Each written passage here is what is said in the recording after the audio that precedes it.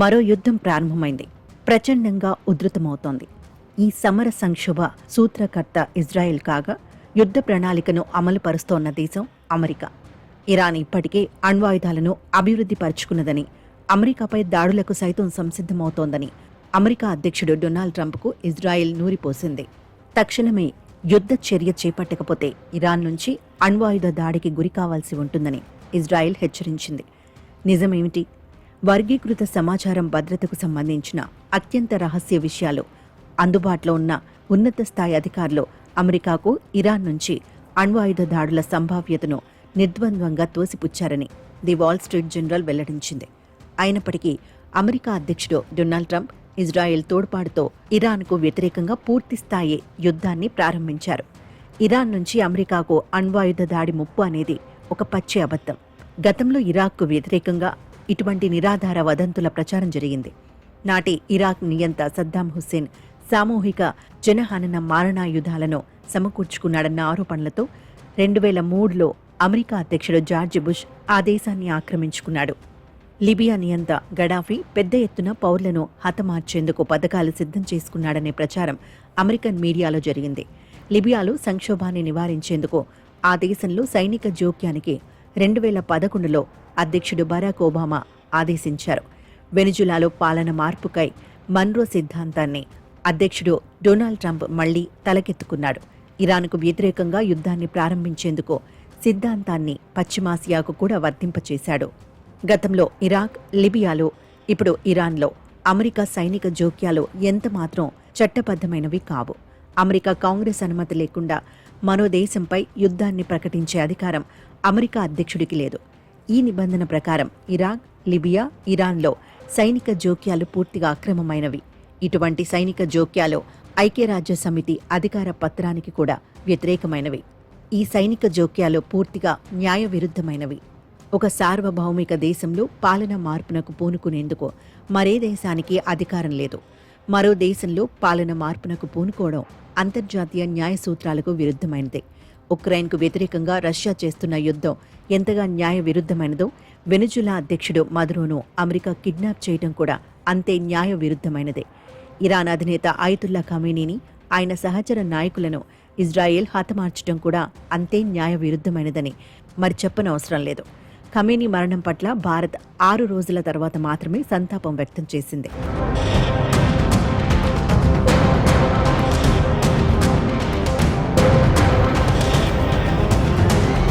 ప్రధానమంత్రి నరేంద్ర మోదీ ఇటీవలి ఇజ్రాయెల్ పార్లమెంట్లో ప్రసంగిస్తూ హమాస్ అనాగరిక దాడిలో ఆప్తులను కోల్పోయిన ఇజ్రాయేలీ కుటుంబాలకు భారతదేశం తరపున సానుభూతి తెలిపారు.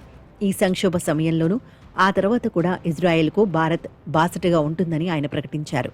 అయితే గాజాలోని పాలస్తీనియన్ల ఆవాసాలను ఇజ్రాయెల్ సైన్యం పూర్తిగా మట్టుపెట్టి వేలాది కుటుంబాలను పూర్తిగా నిరాశ్రయులను చేసిన ఘోర చర్యలను ఆయన మాట మాత్రంగానైనా ఖండించలేదు. ఎటువంటి కవ్వింపు లేకుండానే హమాస్ పాల్పడిన దాడిలో 1219 మంది ఇజ్రాయేలీయులు చనిపోయిన మాట వాస్తవమే. అయితే గాజాలో ఇజ్రాయెల్ సైనిక దాడుల్లో 70,000 మంది పాలస్తీనియన్లు హతమారిపోయిన విషయాన్ని మోదీ ఎలా విస్మరించారు? ప్రధాని మోదీ ఫిబ్రవరి 25న ఇజ్రాయెల్ పార్లమెంటులో ప్రసంగించారు. ఇరాన్పై అమెరికా ఇజ్రాయెల్ యుద్ధం ఫిబ్రవరి 28న ప్రారంభమైంది. పలు అరబ్ దేశాలలోని అమెరికా సైనిక స్థావరాలపై ఇరాన్ ప్రతిదాడులు చేసింది. ఇరాన్పై తమ సైనిక దాడులు 3 లేదా 4 వారాలు ఇంకా అంతకంటే ఎక్కువ కాలం కొనసాగవచ్చని ట్రంప్ ప్రకటించాడు. ఇజ్రాయెల్కు ఆయన పూర్తి మద్దతునిస్తున్నారు. దీంతో ఆ యుద్ధం అరబ్ దేశాలకు వ్యాపించకుండా నిరోధించేందుకు పూనుకునే అవకాశం భారత్కు లేకుండా పోయింది. శాంతి సాధనకు అవసరమైన నైతిక అధికారాన్ని భారత్ కోల్పోయింది.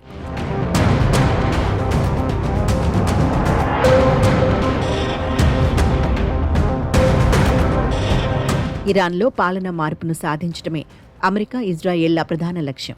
ఆ లక్ష్యంతోనే ఆ ఉభయ దేశాలు ఇరాన్పై యుద్ధానికి ఉపక్రమించాయి. అయితే ఒక దేశంలో పాలన ఎంత ఘోరంగా ఉన్నప్పటికీ బలప్రయోగంతో ఆ పాలనను మార్పు చేసేందుకు మరో దేశానికి ఎటువంటి హక్కు ఉండదు. ఒక దేశంలో పాలన మార్పునకు మరో దేశం పూనుకోవడం అంతర్జాతీయ న్యాయ సూత్రాలకు పూర్తిగా విరుద్ధం. ఇరాన్కు వ్యతిరేకంగా అమెరికా, ఇజ్రాయెల్లు చేస్తున్న వాదనల ప్రకారం చూస్తే ప్రస్తుతం ప్రపంచవ్యాప్తంగా 50కు పైగా దేశాలలో అధికారంలో ఉన్న ప్రభుత్వాలను మార్చవలసి ఉంది. ఇదెలా సాధ్యం? అసలు ఆ దేశాలలో అధికారంలో ఉన్న నియంతలు అమెరికాకు విశ్వసనీయ స్నేహితులే. వారిలో ఒక్కరూ అమెరికా ప్రయోజనాలకు విరుద్ధంగా వ్యవహరించేవారు కానే కాదు. జూన్ 2025లో ఇజ్రాయెల్ ప్రోద్బలంతో అమెరికా ఇరాన్కు వ్యతిరేకంగా మిడ్నైట్ హ్యామర్ పేరిట సైనిక దాడులకు పూనుకుంది. 12 రోజుల పాటు ఆ దాడులను కొనసాగించి విరమించిన అనంతరం ఇరాన్లో అణ్వాయుధాల అభివృద్ధి సదుపాయాలను పూర్తిగా నిర్మూలించినట్టు అమెరికా ప్రకటించింది. అది నిజమైతే ఇరాన్ అణ్వాయుధాలను ఎలా సమకూర్చుకుంది? శుద్ధి చేసిన యురేనియం నిల్వలను ఎలా పెంపొందించుకుంది? అమెరికాకు ముప్పుగా ఎలా పరిణమించింది? అంతేకాదు, శుద్ధి చేసిన యురేనియం నిల్వ చేసుకోబోమని, ఎట్టి పరిస్థితులలోనూ అణ్వాయుధాల అభివృద్ధికి పూనుకోబోమని ఇరాన్ విస్పష్టంగా చెప్పిందని ఇరాన్ అమెరికాల మధ్యవర్తిత్వం నెరుపుతున్న ఒమన్ ప్రకటించింది. రష్యా విదేశాంగ మంత్రి సెర్గీ లవ్రోవ్ ఒక ముఖ్యమైన ప్రశ్న అడిగారు. ఇరాన్లో అణ్వాయుధాలు ఉన్నాయనేందుకు రుజువులు ఏవి? ఎక్కడ ఉన్నాయి? అమెరికా గతంలో ప్రారంభించిన కొన్ని యుద్ధాల వలె ఇప్పుడు ఇరాన్పై యుద్ధం కూడా అబద్ధాల ఆధారంగానే ప్రారంభమైంది. సందేహం లేదు, ఇరాన్ ఇజ్రాయెల్లు పరస్పరం బద్ధ శత్రువులు. ఇజ్రాయెల్కు ఇరాక్, లిబియాల నుంచి ఎటువంటి ముప్పు వాటిల్లదని భద్రమైన పరిస్థితులను అమెరికా కల్పించింది.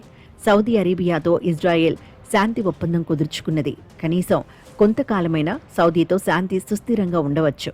ఇప్పుడు ఇరాన్ నుంచి మాత్రమే ఇజ్రాయెల్కు ప్రమాదం ఎదురయ్యే అవకాశం ఉంది. ఈ కారణంగానే ఇరాన్లో పాలన మార్పునకు పూనుకునేలా అమెరికాను ఇజ్రాయెల్ ప్రోత్సహించింది.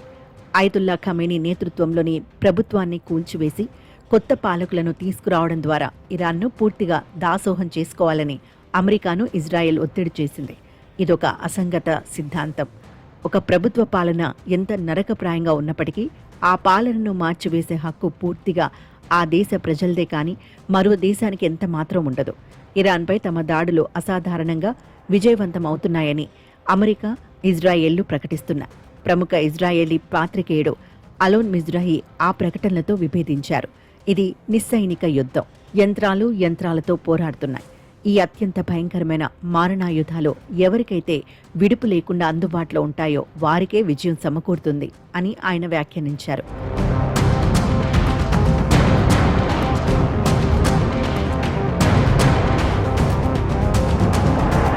పశ్చిమాసియా అంతటా యుద్ధాగ్నులు తీవ్రమవుతున్నాయి.